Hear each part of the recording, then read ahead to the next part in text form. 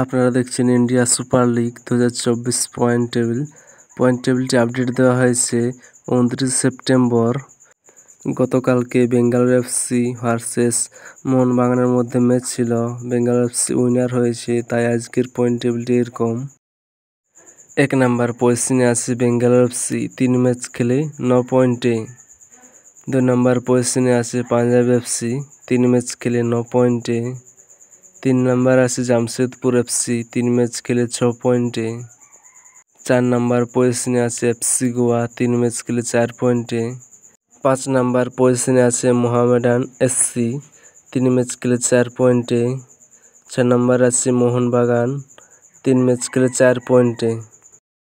7 number পজিশনে আছে Chennai FC, 2 match খেলে 3 পয়েন্টে। 8 নাম্বার আছে কেরালা ব্লাস্টার, 2 ম্যাচ খেলে 3 পয়েন্টে।